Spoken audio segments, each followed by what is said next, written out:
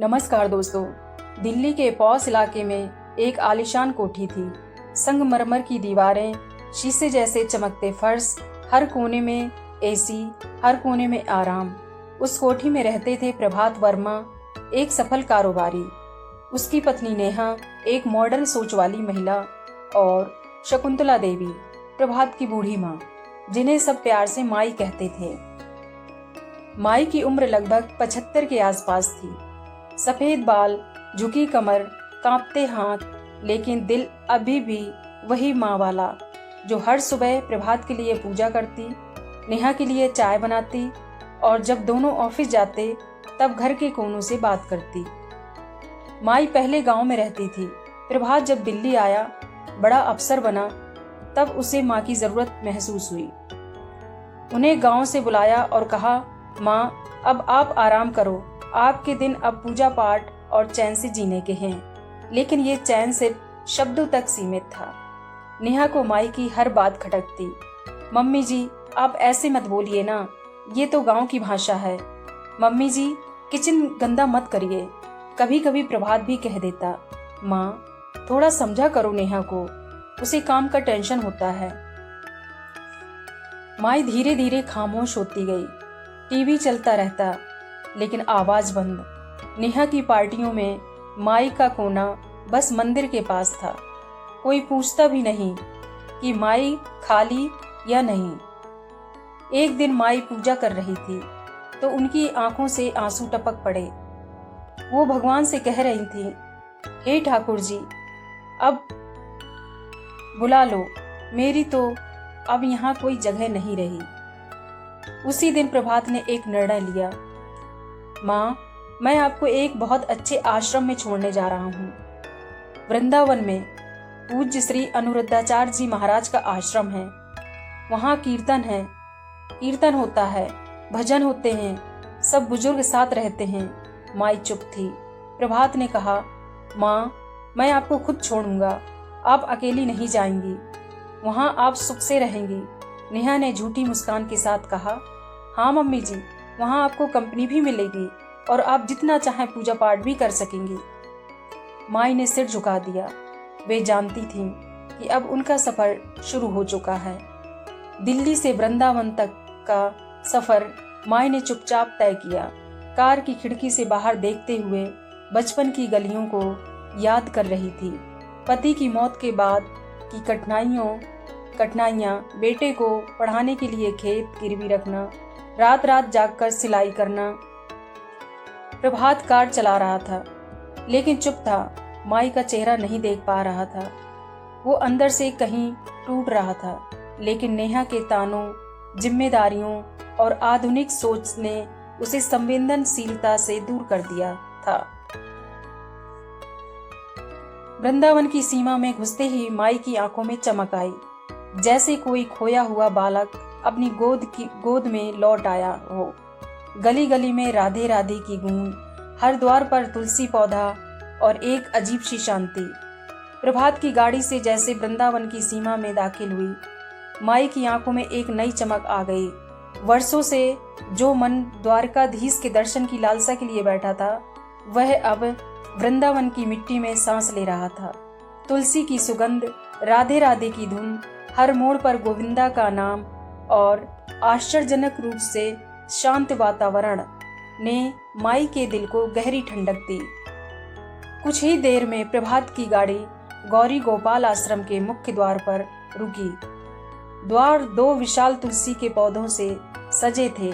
ऊपर अंकित था, श्री वृंदावन गौरी गोपाल सेवा संस्था, पूज्य श्री अनुरुद्धाचार्य जी महाराज द्वारा संचालित। दरवाजा खोलते ही एक सेवक सफेद धोती कुर्ता पहने, माथे पर तिलक लगाए, तेजस्वी चेहरा लिए सामने आया और दोनों को गहरे भाव से दंडवत प्रणाम किया। जय श्री राधे, माता जी पधारिए, आपका बहुत स्वागत है। माई ने पहली बार किसी अजनबी की आंखों में इतना अपनापन देखा। उन्होंने कांपते हाथों से उसका सिर छुआ और भर्राई आवाज में बोली, बेटा, यहाँ तो सच में ठाकुर जी बसते हैं। सेवक ने श्रद्धा से जवाब दिया, माता जी, यहाँ हर बुजुर्ग हमारे लिए कृष्ण स्वरूप है। आप तो हमारे लिए स्वयं यशोदा मैया जैसी हैं। माई के झुर्रीदार चेहरे पर संतोष की एक रेखा खिंच गई। आश्रम के भीतर का दृश्य मानो किसी दिव्य लोक का आभास देता। एक ओर से संकीर्तन की मधुर ध्वनि आ रही थी, श्री गोविंद हरे मुरारे। बीचों बीच एक सुंदर बगीचा था जिसमें तुलसी के कई छोटे छोटे वृंदावन, रंग बिरंगे फूल और पेड़ों के नीचे बैठे वृद्ध जन कोई माला जप रहा था, कोई गीता पाठ कर रहा था, तो कोई श्री भागवत गीता कथा की प्रतीक्षा में था। दीवारों पर प्रेरणादायक श्लोक थे, सेवा ही भक्ति है, माँ के चरणों में ही श्री कृष्ण का वास है।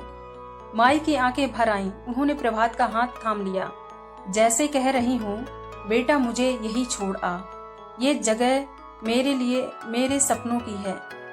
थोड़ी ही देर में एक सेवक ने सूचना दी, माता जी को महाराज श्री का आशीर्वाद लेने चलिए। माई को सहारा देकर एक सुंदर हॉल में ले जाया गया। फर्श पर सफेद चादरें, दीवार पर श्री राधा कृष्ण की मनोहर प्रतिमा, चारों ओर दीपकों का उजास और बीच में एक ऊंचे आसन पर विराजमान थे पूज्य श्री अनुरुद्धाचार्य जी महाराज। उनका मुखमंडल तेजोमय था, नेत्रों में वात्सल और मुख पर सदा मुस्कान। जैसे ही माई ने चरणों में शीश झुकाया, महाराज जी ने उनका हाथ पकड़ा और उठाते हुए बोले, माँ आप तो पहले ही कृष्ण की हैं, अब तो बस आपको अपनी गोद में बैठाएंगे। इन शब्दों में जैसे वर्षों की तपस्या, प्रेम और ईश्वरीय आह्वान समाया हुआ था। माई के भीतर जो वर्षों से चिंतित पीड़ा थी, वह इन शब्दों से जैसे पिघलने लगी। माई फूट फूट कर रो पड़ी। वो रो रही थी, कभी प्रभात के लिए, कभी अपनी जवानी के लिए, जवानी के संघर्षों के लिए, कभी उस अकेलेपन के लिए जिससे उन्होंने चुपचाप जिया था। लेकिन इन आंसुओं में अब कोई गम नहीं था, ये अश्रु प्रेम और मुक्ति के थे। महाराज जी ने अपना हाथ माई के सिर पर रखते हुए कहा, आपका सारा जीवन अब भगवान की सेवा में लगेगा। यहाँ कोई अकेला नहीं है माँ, यहाँ हर बुजुर्ग ठाकुर के प्रिय हैं। आप जैसे माता पिता का चरण स्पर्श करना ही हमारे लिए सौभाग्य है। प्रभात एक कोने में खड़ा ये सब देख रहा था। उसके गले में एक भारी गांठ सी बंध गई, उसकी आंखें भर आईं। वर्षों बाद उसने माँ को इतना शांत, संतुष्ट और सुरक्षित देखा था। वो माई के पास आया, उनके चरणों में झुका और कहा, माँ आपको यह सुख मिलेगा, यहाँ सुख मिलेगा। माई ने कांपते हाथों से उसके सिर को सहलाया और कहा, बेटा तुझे भगवान सद्बुद्धि दे। तू नहीं चाहता तो मैं यहाँ कभी ना आती, लेकिन जो तूने किया उसमें भी शायद ठाकुर जी की इच्छा थी। वृंदावन बुलाया है उन्होंने और तू निमित्त बना। प्रभात अब अपने भीतर की उलझनों से जूझ रहा था। उसकी आंखें कह रही थीं कि वह माँ को छोड़कर जा तो रहा है, लेकिन उस महल से कहीं बेहतर इस जगह को देखकर संतोष भी हो रहा था। आखिरकार प्रभात ने माई से विदा ली। माई ने उसे आशीर्वाद दिया और कहा, बेटा समय निकालकर आ जाया कर, लेकिन जब तक न आ सके मेरे लिए एक बार राधे नाम जप लिया कर, बस वही मेरा हाल जान जाएगा। प्रभात ने मौन सहमति में सिर हिलाया। उसकी आंखों से 2 बूंदें गिरी और वो गाड़ी में बैठ गया। जैसे ही गाड़ी निकली, माई ने पीछे मुड़कर देखा, नहीं, उनके सामने अब वृंदावन की गलियां थीं, ठाकुर जी की सेवा थी और अनुरुद्धाचार्य जी महाराज का वात्सल्य। उनका नया जीवन अब आरंभ हो चुका था, एक ऐसा जीवन जिसमें प्रेम था, भक्ति थी और सबसे बढ़कर स्वीकृति थी। गौरी गोपाल आश्रम में आने के कुछ ही दिनों में माई के जीवन की धारा बदलने लगी थी। वह मुरझाई हुई आंखें जो अपने बेटे प्रभात की जुदाई में हरदम भीगी रहती थीं, अब धीरे धीरे फिर से चमकने लगी थीं। पहले कुछ दिन तो जैसे बीते वर्षों के बोझ को उतारने के लिए लग गए। आंसुओं की धार में अतीत बहा, फिर शुरू हुआ एक नया अध्याय, जीवन की सांझ में एक नवजीवन का। आश्रम का प्रत्येक दिन प्रभु चिंतन से आरंभ होता। भोर के ब्रह्म मुहूर्त में जब मंद मंद वायु बहती और मंदिर की घंटियों की ध्वनि वातावरण को पवित्र करती, माई धीरे धीरे उठती, साफ सफेद साड़ी पहनकर ठाकुर जी के दर्शन को चल पड़ती। आरती की लौ में जब सभी वृद्ध माताएं मिलकर ओम जय जगदीश हरे गाती तो माई को लगता जैसे वह अकेली नहीं है। वह लौ अब केवल दीपक में नहीं, उनके अंतर मन में भी जलने लगी थी। आरती के पश्चात सभी माताएं संग में बैठकर गरम गरम खिचड़ी या फल आहार का सेवन करती। भोजन में स्वाद से ज्यादा प्रेम था, वह प्रेम जो वर्षों से उन्हें किसी ने नहीं दिया था। कोई कहती माई आप आज खूब सुंदर लग रही हैं, तो कोई उनकी थाली में अपने हिस्से की मिठाई डाल देती। धीरे धीरे यह संबंध केवल साथ रहने का नहीं, संगति का बन गया। दिन के समय सत्संग होता, पूज्य श्री अनुरुद्धाचार्य जी महाराज के प्रवचन रिकॉर्डिंग में चलाए जाते या कभी कभी कोई ब्रह्मचारी उनका संदेश लेकर आता। भजन होते, श्री राम जय जय राम की ध्वनि अब जब माई गुनगुनाने लगी तो सबको आश्चर्य हुआ। वह जो पहले सिर झुकाए बैठी रहती थी, अब झांझ मंजीरे बजाते हुए भक्ति में झूम उठती। आश्रम की अन्य वृद्ध माताएं भी अपने अपने दुखों की कहानियां लेकर आई थीं। कोई बेटा विदेश में था, किसी को बहू ने घर से निकाल दिया था, किसी के पास तो परिवार ही न था, लेकिन सबका मिलना एक ऐसी संगति बन गया था जिसमें किसी का दुख अकेला न रहा।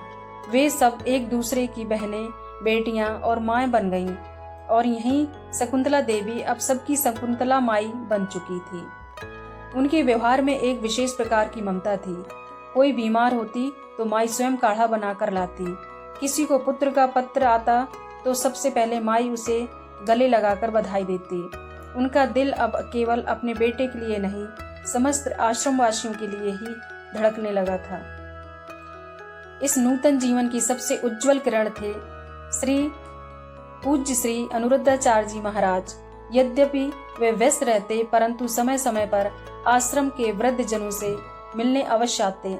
जैसे ही खबर फैलती कि महाराज जी आ रहे हैं, माई और अन्य वृद्ध माताएं बच्चों की तरह सज संवर कर बैठ जाती। माई अपनी सबसे सुंदर धोती पहनती, माथे पर चंदन लगाती और ठाकुर जी का नाम जपते हुए प्रतीक्षा करती। जब महाराज जी आते तो कोई उन्हें चरणों में प्रणाम करती, कोई अपने आंचल में छुपे पत्र उन्हें दिखाती और वह हर किसी को उतनी ही श्रद्धा और वात्सल से मिलते। शकुंतला माई से मिलते समय वे अक्सर कहते, माई आप अब रोया मत करो, आपकी ममता व्यर्थ नहीं गई है। ठाकुर जी ने आपको यहाँ भेजा है ताकि आप औरों की भी माई बनो। एक बार तो माई की आंखों में आंसू छलक ही आए। उन्होंने हाथ जोड़कर कहा, बेटा तू नहीं होता तो मैं इस बुढ़ापे में न जाने कहाँ भटक जाती। तू तो सच में ठाकुर जी का भेजा बेटा है। महाराज जी मुस्कुराए और बोले, मैं नहीं माई, यह तो ठाकुर जी की कृपा है। आप सब उनके सीधे संरक्षण में हो। आपकी जीवन की शान सबसे सुंदर हो सकती है अगर आप उसमें सेवा, संगति और स्मरण का प्रकाश जलाए रखो। उनकी इन बातों का माई पर गहरा प्रभाव पड़ा। अब न केवल एक आश्रिता थी बल्कि स्वयं भी एक आश्रय बन गई थी। कई नव आगंतुक माताएं जो हाल ही में आई थीं और जिनके चेहरे दुख की लकीरों से भरे थे, माई के पास आकर अपने दिल को बोझ हल्का करती। माई उन्हें कहती, तू अकेली नहीं है बेटी, हर सब तेरे साथ हैं, हम सब तेरे साथ हैं। देखना एक दिन यही आश्रम तेरा घर हो जाएगा और ठाकुर जी तेरा सहारा। समय बीतता गया। माई अब हर सप्ताह अपने हाथों से तुलसी का पौधा सींचती, मंदिर में दीपक जलाती और प्रतिदिन रसोई में माताओं के लिए विशेष फलाहार बनाने में सहायता करती। उन्हें देखकर लगता ही नहीं था कि वे कभी टूट चुकी थी। गौरी गोपाल आश्रम का वातावरण अब माई की मुस्कान से और भी पावन हो गया था। यही था वह अध्याय जब जीवन की सांझ ने माई को उजाले की ओर मोड़ दिया। अब वे सिर्फ शकुंतला देवी नहीं थी, वे शकुंतला माई थी, प्रेम, सहानुभूति और सेवा की जीवित मूर्ति। और दूर कहीं बैठा ठाकुर जी मुस्कुरा रहा था। देखो मेरी माँ अब फिर से मुस्कुराने लगी है। कई महीने बीत गए। प्रभात एक दिन नेहा से बोला, मैं माँ को बहुत मिस करता हूँ। नेहा ने कहा, तो क्या अब उन्हें वापस लाओगे? फिर वही किचन में बोलना, वही पुराने ख्यालात। प्रभात चुप हो गया। एक दिन वह अकेले वृंदावन आ गया। आश्रम पहुंचा और देखा माँ मंदिर के सामने बैठी है, आंखें बंद हैं, होंठों पर मुस्कान और हाथों में माला। माई ने आंखें खोली, बेटे को देखकर मुस्कुराई, लेकिन आंखों में अब कोई शिकायत नहीं थी। बेटा कैसे आना हुआ? प्रभात फूट पड़ा, माँ मुझे माफ कर दो, मैंने तुम्हें इस उम्र में अकेला छोड़ दिया, मैं बहुत खुदगर्ज था। माई ने बेटे का सिर अपनी गोद में रख लिया। बेटा तूने मुझे वृंदावन पहुंचाया, मेरे ठाकुर के द्वार तक लाया, तू नहीं छोड़ता तो मैं कैसे आती? तू तो मेरा तीर्थ बना। प्रभात अब समझ चुका था कि जो माँ को छोड़ आया उसने उन्हें असल में मिलवा दिया, उससे जिसके लिए उनका मन हमेशा तड़पता था, कृष्ण। कुछ महीने बाद माई इस संसार से चली गई। माथे पर चंदन, होंठों पर राम राम और हृदय में श्री कृष्ण। प्रभात ने अब वृंदावन में एक स्थायी धर्मशाला बनवाई, माई की छांव, जहां हर वृद्ध को ममता, भजन और सम्मान मिले। ये सिर्फ शकुंतला देवी की कहानी नहीं, बल्कि उस हर माँ की आवाज़ है जो अपने बच्चों के लिए जीवन भर बलिदान देती है और फिर एक कोने में अकेली रह जाती है। लेकिन जब उनका जीवन वृंदावन की गलियों से जुड़ता है तो वो फिर से जीवित हो जाती हैं, भावना से, भक्ति से और उस प्रेम से जो कोई बेटा शायद न दे पाए, लेकिन कृष्ण हर पल लुटाते हैं। फ्रेंड्स, इस माँ के लिए आपका क्या कहना है? कमेंट्स करो। कहानी आपके दिल को छू लिया हो तो लाइक और शेयर करो। प्लीज़ चैनल को सब्सक्राइब जरूर करें। धन्यवाद।